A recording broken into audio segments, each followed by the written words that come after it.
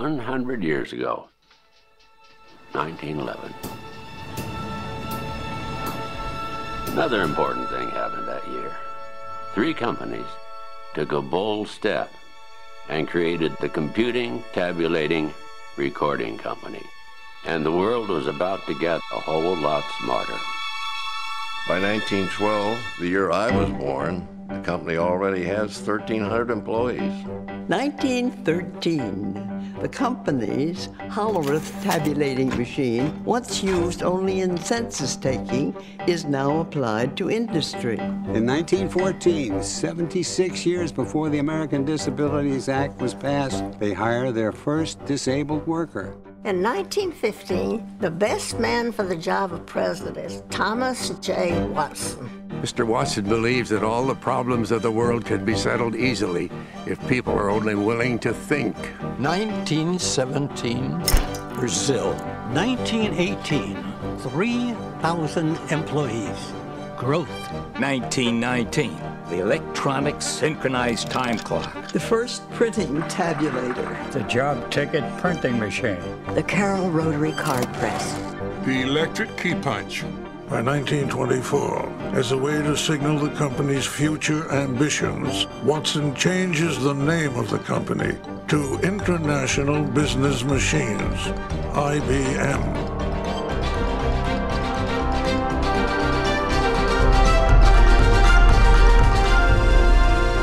In 1925, a tableware manufacturer installs the first IBM tabulating machine in Japan. Tabulating machine technology is so reliable, it's used well after the invention of the computer.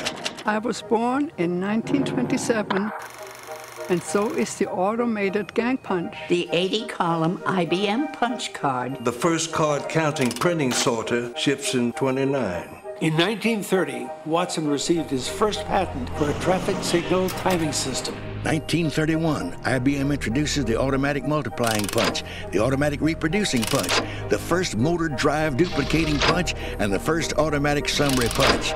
31 was a big year for punches. In 1932, IBM starts an education department for employees and customers. The numeric printing tabulator. In 1934, IBM introduces group life insurance in the midst of the Great Depression. In 1935, IBM opens the first professional training school for women. 1936, Social Security. Many believed it wouldn't exist without IBM. It's called the biggest accounting operation of all time.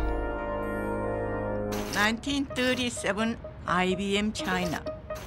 In 1938, millions of children first hear the phrase, "Please fill in the bubble completely," thanks to the IBM 805 International Test Scoring Machine. 1939, IBM demonstrates an early form of email at the New York World's Fair. 1940, a vacuum tube that processes information thousands of times faster than ever before. In 1941, IBM hires Dr. Michael Supa to make its products more usable by the visually impaired. Dr. Supa was blind. IBM believes in cultivating and developing the best talent in the world. That's why we introduced the Disabled Employee Training Program in 1942. In 1943, Ruth Leach becomes IBM's first female vice president. 1944, the Automated Sequence Controlled Calculator. The first Watson Scientific Lab opens in 1945 at Columbia University. T.J. Lester, IBM's first black sales representative, is hired in 1946. By the late 40s, IBM products are being used in 79 countries around the globe. From Cairo to Chicago, they're really growing. The Selective Sequence Electronic Calculator, the first computer that can modify a stored program. The card-programmed electronic calculator. 1950, IBM's in Israel. In 1951, we started work on the IBM 701, the world's first mass-produced computer. It's the machine that carries us into the electronics business. In 1952, IBM Chairman Thomas J. Watson hands the reins over to his son, Thomas J. Watson, Jr., and the modern corporation continues to evolve. In 1953, Watson Jr. issues the company's first equal opportunity policy letter. The Civil Rights Act comes over a decade later. I was born in 1954. That same year, an IBM computer translates Russian into English. A first. 1955年、IBM の702電子データプロセスマシンが誕生しました。1956, Ramback. 1957, Fortran. Watson Jr. hires the best architects and designers in the world to work with IBM. Good design is good business. More affordable and easier to use than anything before it, the IBM 1401 is the first computer in the world to sell 10,000 units. 1960, the Stretch Computing System. 1961, la machine à écrire électrique, Unicorn.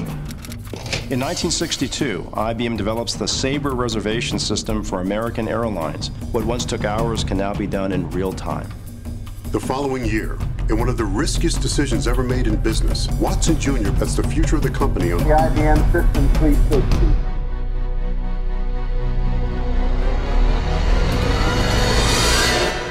The System 360 takes several years and $5 billion to develop, making it the largest privately financed commercial project in history. For the first time, the power of computing is accessible to organizations of all sizes. In 1966, IBM researcher Robert Dennard invents DRAM, memory on a chip. Eventually, billions would be produced. 1967, Benoit Mandelbrot. He invents fractal geometry, and a new branch of mathematics is born. By 1968, IBM's 10-year partnership with America's space program is converging on their ultimate mission.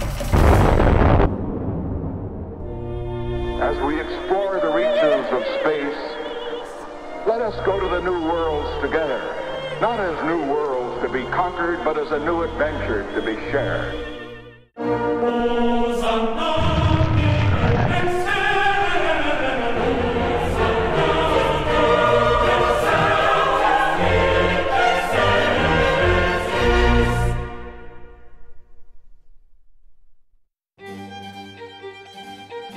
Il database relazionale rivoluziona il modo in cui i dati sono accumulati e processati.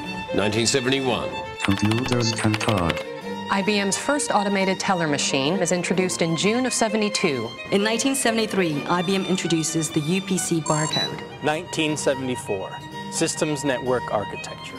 1975, the IBM 5100, the first portable computer. Kinda. 1976, the first laser printer. IBM's data encryption standard revolutionizes the way information is protected. IBM introduces the first mini-computer to feature a built-in relational database. The first Kanji computer terminal is introduced in '79, the year I was born. RISC. It's invented by IBM in 1980, and it's still the basis of most microprocessors today. IBM introduces the personal computer. We expect to sell 240,000 units. We sell 2 million over the next 3 years. The Tokyo Research Lab opens in 1982. IBM introduces the System 36, an easy-to-use business computer featuring 2,800 help screens. Is a 1 million bit memory chip possible? In 1984, it is. 1985, John Akers becomes IBM's 7th CEO. 1986, Gerhard Binning and Heinrich Rohr become the second and third IBMers to win the Nobel Prize. The first was Leo Isaki. 1987, Georg Bednorz und Alex Müller gewinnen für ihren Durchbruch in Hochtemperatur-Superleitfähigkeit. 1988, AS400. Silicon germanium chips.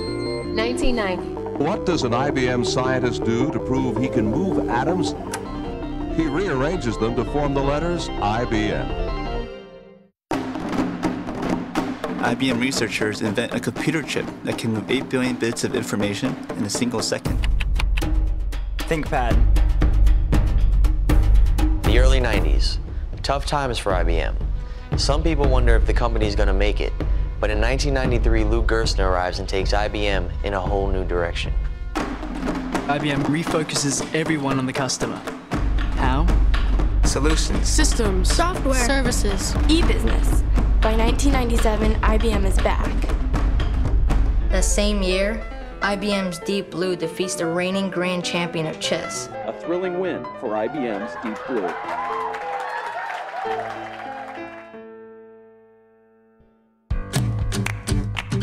IBM IBM embraces Linux, and the era of open source innovation is born. The President of the United States awards the National Medal of Technology to IBM, the 7th they received so far. Carbon nanotubes. Millipede technology stores 3 billion bits in a space this big. In 2003, Sam Palmisano becomes the big boss. The world will soon become smaller and flatter. The World Community Grid. Blue G, the fastest computer ever. 这个电脑说英文。 This computer speaks English. Patents. Smarter planet. Saga Satis. After a century of innovations, we're just getting started. 100 is a big, big number. What will the next 100 years bring?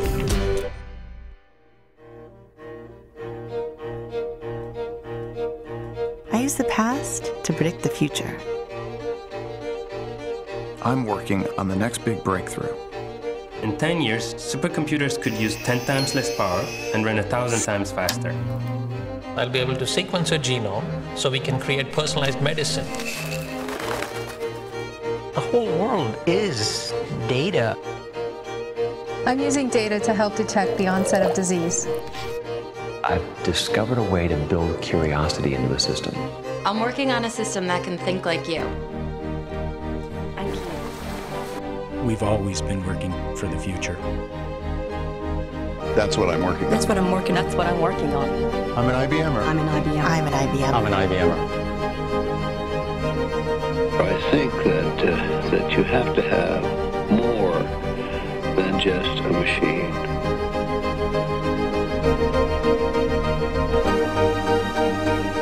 We must study through listening, observing, and thinking.